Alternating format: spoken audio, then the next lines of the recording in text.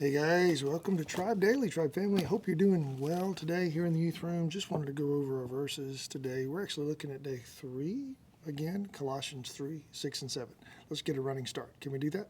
I hope you're doing good this morning or whenever you're listening to this. Colossians 3, 1 through 7. Here we go. If then you have been raised with Christ, seek the things that are shown or that are above, where Christ is, seated at the right hand of God. Set your minds on things that are above, not on things that are on the earth. For you have died, and your life is hidden with Christ in God. When Christ, who is your life, appears, then you also will appear with him in glory, our future hope. Verse 5, put to death then, therefore, put to death, actively, put to death, therefore, what is earthly in you, things like sexual immorality, other things like impurity, passions, out of control passions, evil desires, and covetousness, wanting somebody else's stuff, which is idolatry. On account of these, here's our verses for today, verses 6 and 7. On account of these things, the wrath of God is coming. In these, check this out, in these you too, however, once walked when you were living in them. The hope in this verse should overshadow the fear in this verse, because the wrath of God is poured out against all ungodliness. But if you're in Christ, because of Jesus, you are made right with God. So then, therefore, you should not desire to partake and participate in the things that were mentioned in the verses before that. Does that make sense?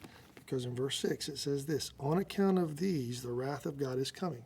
Things like sexual immorality, impurity, covetousness, passions that are out of control. But it says in verse 7, in these you too, however, once walked. All right?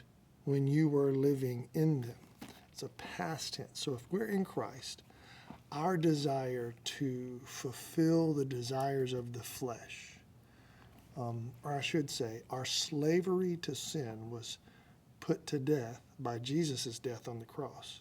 Now, here's our questions for today. Think about this.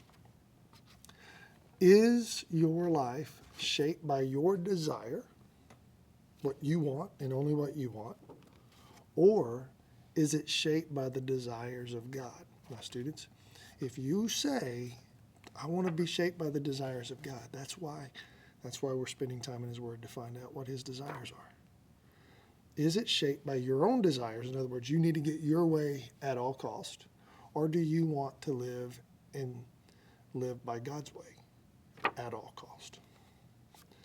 And be able to explain that. Maybe write that down. Maybe explain that to the person you're having this Bible study with right now. Second question for today. How can you let God's desires for your life become your own desires? And that's the beautiful mission. How do we say, God, will you tell me what you want? And then through your Spirit, give me the desire to want to do that at all cost today. Today you're going to have opportunity to follow your own desires or God's desires. If Christ lives in you, then your now new natural desire is to follow him. So do that today. I love you guys. We'll see you next time.